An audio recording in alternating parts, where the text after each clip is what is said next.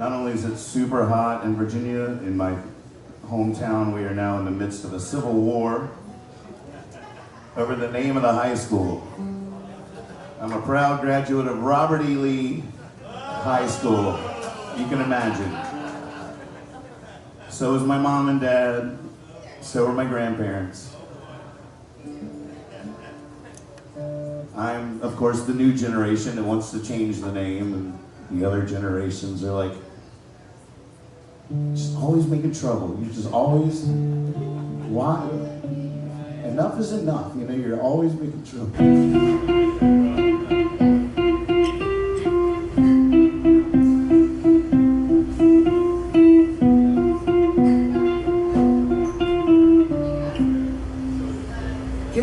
From the lightning, don't know where it's striking. Might as well try to catch some. Your chances are probably about the same.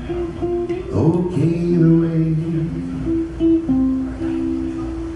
You should be reading, but not what you ought to. Your teacher's misleading. You got to go to where the books find you, and they want you to. Now if you're torn between sit and wait, for Lord, you've not yet met your fate. Life is short, but for to find your grace, you were born for heaven's sake. Stay on your tiptoes, there's those in the shadows who can't stand the light. They might flip back the sight of someone so bright. It's not dark at night.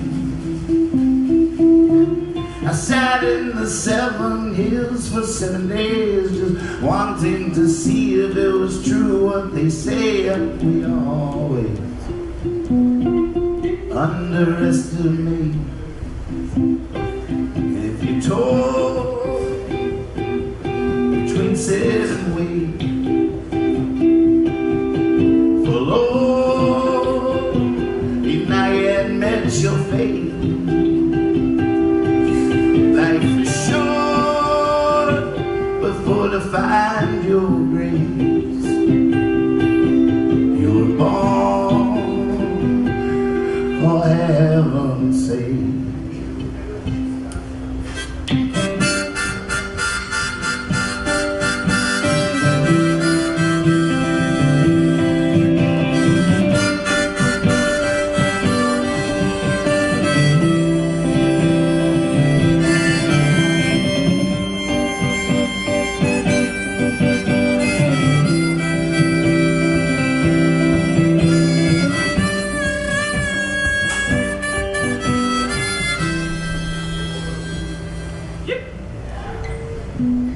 See, I used to think we should keep the name Robert E. Lee. I did. I was like, what's the big deal? You know, it's complicated. You can't judge the past by today's standards, the whole thing. And then I started reading about it and found out, like, really they changed the name of the school in the 20s, which is weird, you know, when schools were segregated and black people went to Booker T. Washington and the white people went to Robert E. Lee. If it had been called Robert E. Lee in like 1846, I'd have a more complicated debate on my hands, I think. But at a certain point, I was reading about it and watching every documentary I could find and everything, and I was like on part 2 of this PBS documentary that's on YouTube that everybody should watch on Jim Crow laws and that time in the South especially. Halfway through the second one, I'm like, we got to change the name of the school. We just got to change the name. We have to do it. And at that moment, the switch flipped in me. You know, it flipped. I felt one way. Something happened. It flipped, and I was a new man. And the amazing thing is that the moment that switch flipped, I got lighter. I felt it immediately. There's something about it's weird. Like, When you're wrong, you are being crushed by that. But you don't even realize it until you realize you're wrong and you feel how much lighter you suddenly get. And I know that I'm still being crushed by so much that I'm wrong about.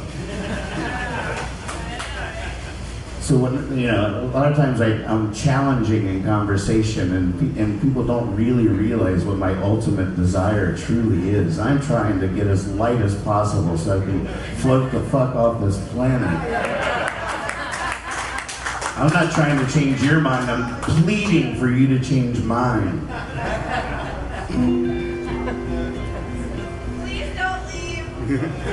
Keep your eyes open, lean into the turn, slow down for the twist or you'll crash and burn. And when you crash and burn,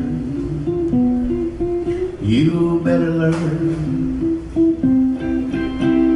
Good things come to the ones who go get them. Get out in the wind, start gaining momentum, get ready to jump.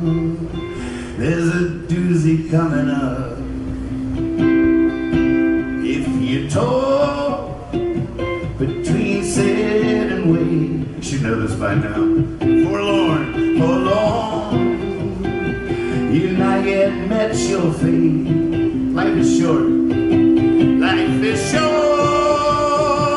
before to find your grave.